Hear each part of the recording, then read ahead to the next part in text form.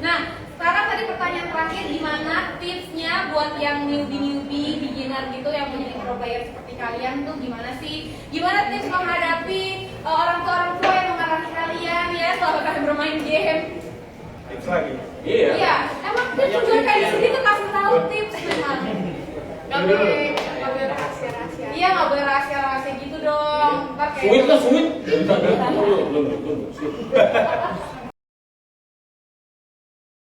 Kalau dari aku sih, kalau sesuai dengan pengalaman aku dulu, emang sebelumnya tuh gak direstuin sama orang tua aku, gak disetujuin lah sama orang tua aku.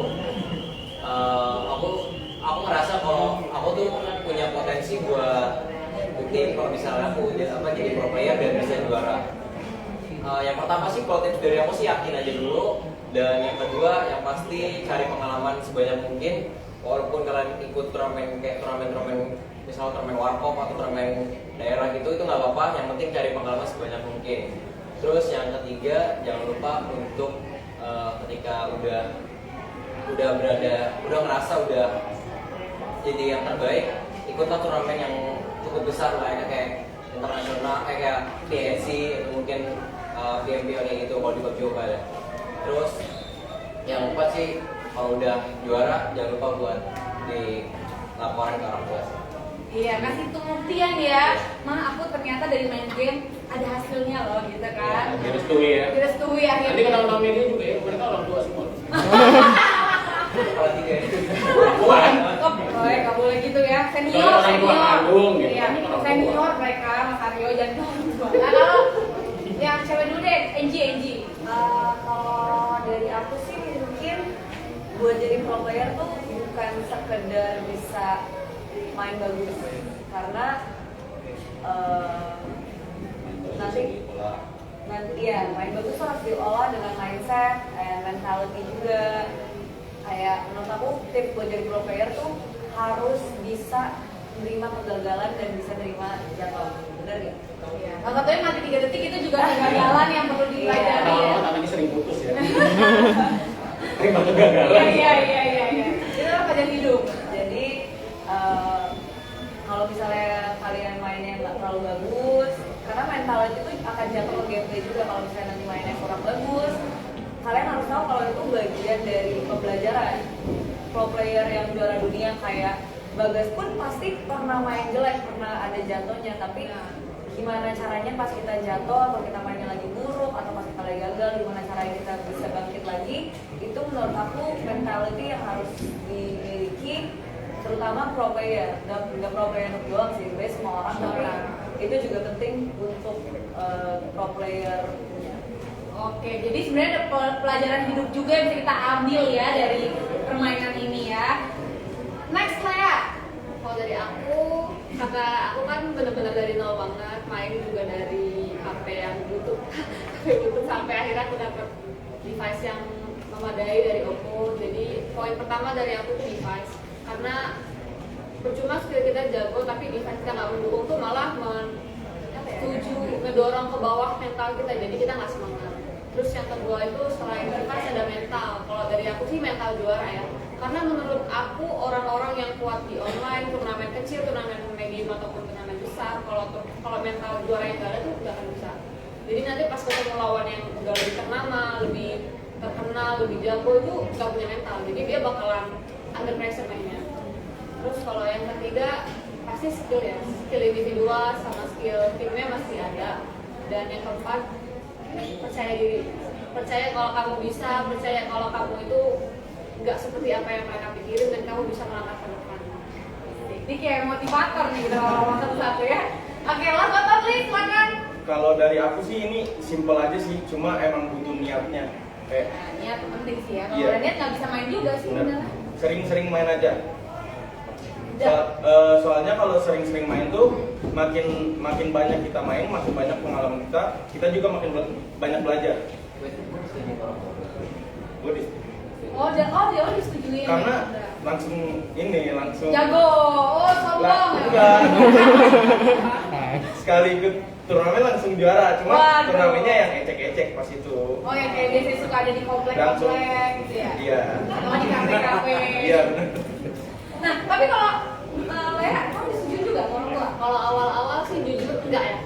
Jujur enggak, apalagi Iya perempuan kan. apalagi posisinya waktu itu di Dekron tuh tim pertama di Indonesia yang ngadain PUBG Mobile Legends. Jadi dan aku kan dari kampung ya, maksudnya aku tuh dari Sama gitu juga semua. Enggak,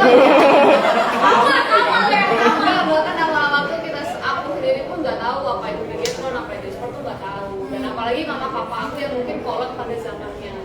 Jadi caranya mereka buat izinin aku sih waktu itu pas tanda tangan kontrak pertama dan photoshoot itu aku ajak mama. Jadi Ajak mama aku. biar ini ya lihat ih anaknya ternyata bisa loh. Iya, bahkan Prestasi loh. awal-awal bahkan mama aku ngira aku tuh bukan kerja sebagai profesional player. Mereka ngiranya aku jadi model. Kayak what? Kan nggak mungkin. Gara-gara photoshoot dikiranya model. Tapi semakin kesini, semakin mama aku tahu sosial media, semakin aku kenalin profesi aku. Sekarang tuh mereka bisa ngerti dan mereka bisa terima dan mendukung aku sepenuhnya. Penting sih, Penting, restu restu. orang tua penting banget buat jadi pro player. Betul. Mana sih utang sama mereka? Nah, kalau lagi ada mau nambahin?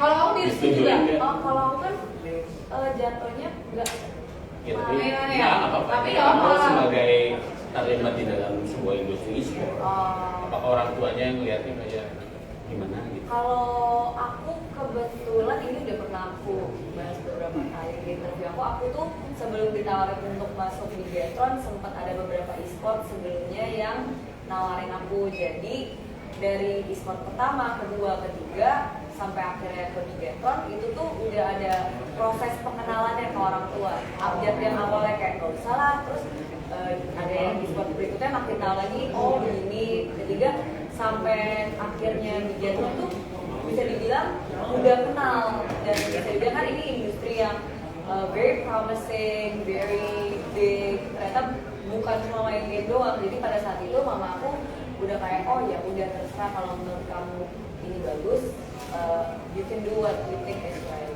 Oke. Tapi intinya orang tua setuju. Setuju. Alhamdulillah setuju guys orang tuanya. Apa nih setuju apa nih Tapi mohon maaf ya Oke, anyway, aku setuju tadi balik lagi ke penyampaian dari teman-teman dari PCR tadi juga orang tua itu penting, apalagi kan ini juga menunjang karir kalian juga. Tentunya dibalik ke semua mindset, kemudian juga niat tadi ya dan juga pengalaman. Ya, jadi kalau kalah sekali jangan menyerah nanti makanya kita coba match seru-seruan kata Mas Aryo, makanya kita nanti akan desain ini dengan se-fair mungkin, makanya kita akan bagi jadi 2 tim yang dimana masing-masing ini akan dibagi jadi 2 ya.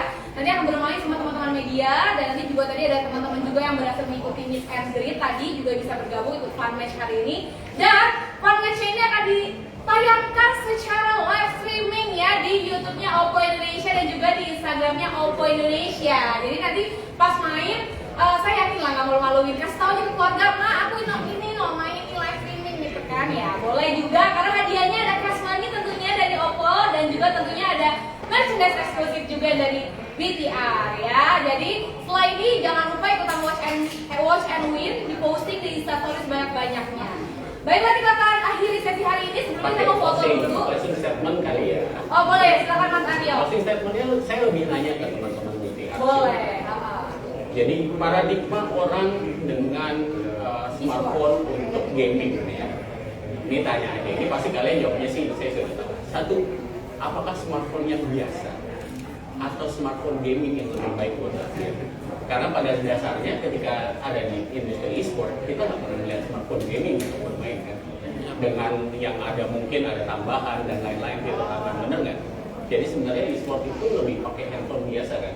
Maksudnya tidak dengan fitur. Oke, kita sebut air trigger dan lain-lain. Benar nggak sih?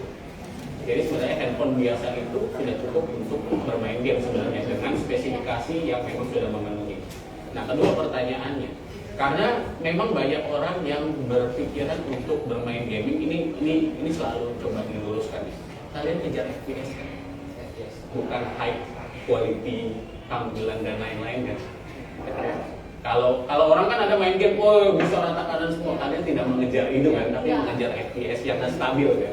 Yes, itu sebenarnya yang intinya pentingnya itu karena memang masih terjadi beberapa paradigma yang salah bahwa smartphone gaming itu harus bisa rata kanan semua, Lebih lancar, lebih betul karena itu juga. Jadi kan juga teman-teman di sini mungkin nggak peduli nih yang namanya skoran brutonya ada berapa dan lain-lain. Benar. Yang penting FPS-nya sudah cukup memadai, entah itu 30, entah itu 60. Jadi tidak perlu dengan wah ini tampilannya bagus segala macam. Karena tujuannya adalah kompetisi, bermain lebih lancar, bukan buat pamer. Buat estetika. Buat estetika. Dan yang kedua memang paradigma yang salah smartphone gaming itu adalah smartphone yang benar-benar bentuknya gaming, tapi sebenarnya enggak ya. Karena pada dasarnya smartphone gaming itu berat kan? Benar. Berat. Terus biasanya beberapa fitur tambahan itu akan tidak diperizinkan kan di pertandingan internasional. Itu aja sih. Jadi ini cuma buat meluruskan ke konsumen juga lewat teman-teman media bahwa smartphone gaming itu smartphone yang nyaman, bukan yang tampilannya bagus atau yang punya fitur-fitur tambahan. Kalau fitur-fitur tambahan ya curang ya namanya ya. Ya betul. Nah itu semua bisa didapatkan di Oppo Reno 7 Betul, Series itu 5G. intinya. Masuk, Bu. Oke, harus diperpanjang ya pas saya sampai nanti Reno lainnya.